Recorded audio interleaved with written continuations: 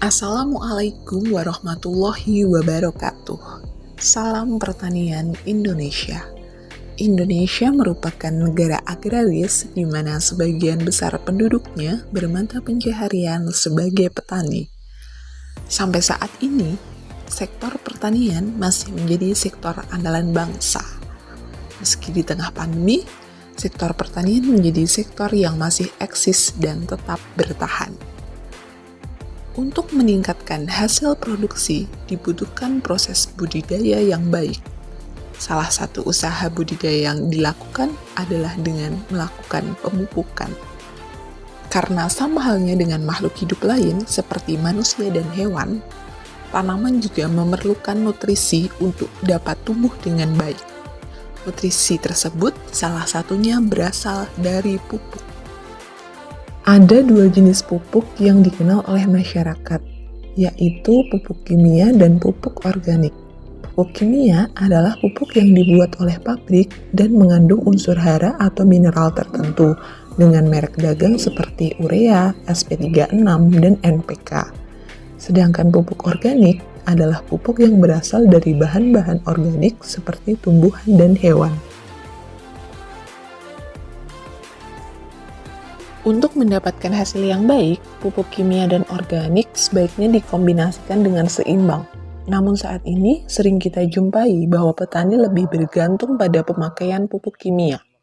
Pemakaian pupuk kimia yang tidak seimbang dan cenderung berlebihan, selain menambah pengeluaran bagi petani, juga dapat menyebabkan tanah menjadi keras. Nutrisi tidak bisa diserap dengan baik oleh tanaman dan mengurangi organisme yang menyuburkan tanah. Sementara itu, pupuk organik dapat dibuat dengan mudah, menggunakan bahan yang murah, serta memiliki kelebihan seperti dapat memperbaiki struktur tanah yang telah memadat, dan dapat menyimpan kadar air pada saat musim kemarau, sehingga tanah tidak cepat kering. Ada banyak bahan yang bisa digunakan untuk membuat pupuk organik, salah satunya yaitu biosluri. Biosluri adalah produk dari hasil pengolahan biogas berbahan kotoran ternak dan air melalui proses fermentasi anaerob di dalam reaktor biogas. Atau secara sederhananya, biosluri adalah limbah biogas. Biosluri mengandung unsur hara yang dibutuhkan oleh tanaman, baik itu unsur hara makro seperti unsur nitrogen, fosfor, kalium, kalsium, magnesium, dan sulfur. Biosluri juga mengandung unsur-unsur mikro seperti besi, mangan, tembaga, dan seng. Dibandingkan dengan pupuk kandang biasa, biosluri memiliki beberapa kelebihan, yaitu menyuburkan tanah karena mengandung humus, sehingga tanah lebih bernutrisi dan mampu menyimpan air. Biosluri juga memiliki kandungan unsur nitrogen yang lebih banyak dibandingkan dengan pupuk kandang biasa, serta lebih bebas bakteri pembawa penyakit pada tanaman karena telah melalui proses fermentasi di dalam reaktor biogas.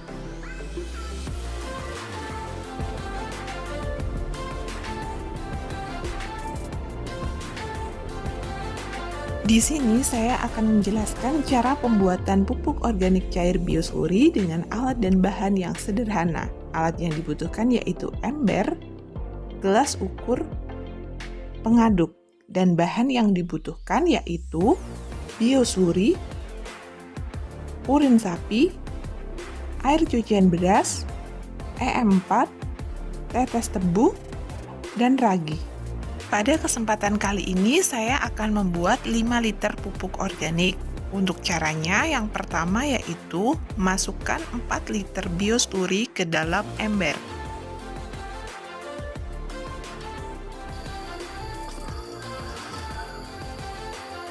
Kemudian tambahkan 400 ml urin sapi. Urin sapi memiliki kandungan unsur hara seperti nitrogen, fosfor, dan kalium. Urin sapi juga bisa digantikan dengan urin kelinci. Selanjutnya, masukkan 400 ml air cucian beras. Air cucian beras mengandung vitamin B1 untuk membantu proses metabolisme dalam tubuh tanaman. Selanjutnya, tambahkan dengan 100 ml EM4. EM4 mengandung sejumlah mikroorganisme yang berfungsi untuk mempercepat proses pembuatan pupuk organik cair. Kemudian tambahkan dengan 100 ml tetes tebu. Tetes tebu berfungsi sebagai makanan bagi mikroorganisme yang akan menguraikan bahan-bahan pembuatan pupuk organik cair. Dan terakhir, tambahkan dengan sedikit ragi. Kemudian aduk bahan hingga terlarut secara sempurna.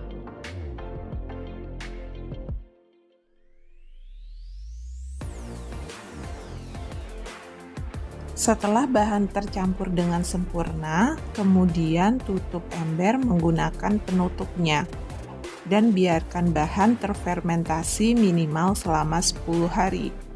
Setiap hari dapat dilakukan pengadukan selama 5-10 menit.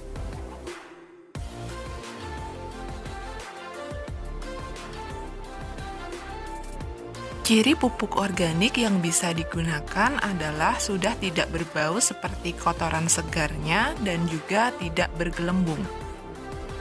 Cara penggunaannya adalah setiap 200 ml pupuk organik cair dapat diencerkan dengan 5 liter air.